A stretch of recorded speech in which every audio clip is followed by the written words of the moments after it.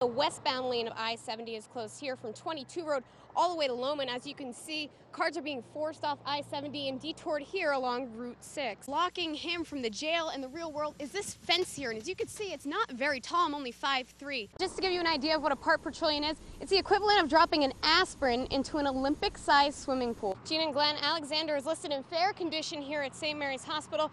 Gene and Glenn, this fire began around 4:30 in the Redlands, right off of Highway 350 and just south of the Colorado River. Another way to cut back on your power bill is to clean and change your air filter once a month. They had hoped to have the road open at around 3 o'clock today, but it's actually looking like it's going to be a little closer to midnight. Inside, there's cotton swabs, and the test is as simple as swabbing a cheek and sending a check. But motorists shouldn't expect to see those eastbound lanes open anytime soon. Notice the boy was crying when I was at the school earlier today. Through his tears, he really couldn't say much, but he did tell me that he knew the victim well and his family well and just couldn't believe what happened to the young teen. This morning, Reed Rome got to school, but today, it wasn't his books that were waiting for him. It was the news that his friend was dead. And when I heard that his dad shot him, I didn't believe it. And then I heard it from a teacher and everybody was crying. Reed says the boy was quiet and often got picked on by the other kids, who instead of going outside to play during lunch would stay in the cafeteria and help clean. Everybody always picked on him, but I didn't. I was just nice to him. The young victim was nice to Reed in return. In fact, just yesterday he was helping Reed look up definitions to help him with his schoolwork. Schoolwork that today will go unfinished. He helped me with my work in school. And Reed says that the Grabe family is one of the nicest, and he had some nice words for the victim's mother. I hope his mom gets feeling better, and I'm sorry.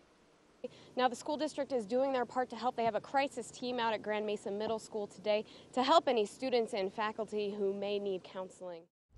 Gene, Glenn Macias was 8.5 months pregnant when she was murdered last night. Now, her baby was delivered via emergency C-section and is currently in intensive care, but Macias also left behind 4 other children. She loved her kids and her family. Gabriel Rodriguez remembers his sister's life, not even 24 hours after she's murdered in front of his home at Garden Villa Apartments. I just remember hearing a gunshot running out and seeing my little niece telling me that her mom just got shot, and I just ran down there as fast as I could. Come to see her laying on the ground. A shooting witnessed by at least one of Macias's 4 children, children who are now left without a mother. Not only did he hurt her, but he's hurting all of her children. Sheila Segura is Macias's cousin. She says Macias was washing baby clothes last night, getting ready for her new arrival that was just 2 weeks away. Now Macias's family is welcoming the baby they named Maria and saying goodbye to her 23-year-old mother. That not only was she just a person, she was somebody's mother, somebody's friend, somebody's cousin. She was somebody's child. Lonnie Herrera was arrested earlier today after almost a 12-hour manhunt. And this isn't the first time he's been in trouble with the law. He was arrested twice by Mesa County Sheriff's Office for DUI and simple child abuse. He was also arrested 5 times in Delta County in the past 5 years. His last arrest happened less than 2 weeks ago for a domestic violence charge. Rodriguez and Segura say that if Herrera is the one responsible, they hope he'll be held accountable. Now, he's currently being transferred from Delta County to the Mesa County Jail, and he's being held on a $2 million arrest warrant. For once, as far as gas is concerned, the consumer is coming out on top 95% of the time when that pump is inaccurate. Clifford Elrod manages a truck driver training service, a business that's becoming less profitable as diesel prices continue to climb.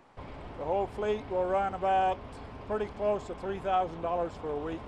And spending that much money to fill up a fleet of 5 trucks, each holding anywhere from 200 to 400 gallons, he wants to be sure that his pump is to the penny. That's what we're doing right here, is making sure that what you're getting is exactly what you're paying for. Jim Fine is one of 11 inspectors for the Division of Oil and Public Safety, or OPS for the state. He checks the accuracy of pumps all over the western slope. Okay, so the first thing we do is pop the doors open, look inside, make sure everything inside is okay and our stain seal is still intact.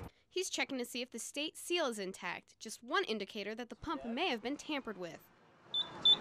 Then he fills up 5-gallon tanks with each grade of gas to see how they measure out. And believe it or not, We find them very accurate. the inspection allows for plus or minus 6 cubic inches, which is just a little less than this tablespoon. You're going to find them to the customer's favor for the most part. Of the 6 pumps checked, 4 actually pumped more gas than what the pump says. Now back to Clifford Elrod, he's not convinced he's getting his money's worth.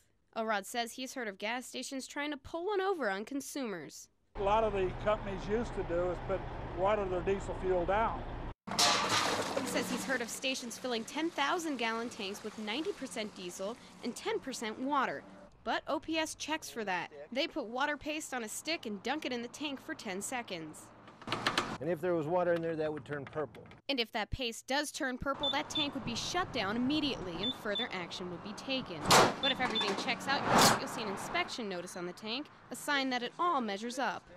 And everything did measure up at the Stop and Save out here on Horizon Drive. In fact, the owner was joking around afterwards, saying that he was giving away too much gas. But if you do think you're having a problem at the pump, head to our web channel at NBC11news.com for information on how you can file a complaint with OPS.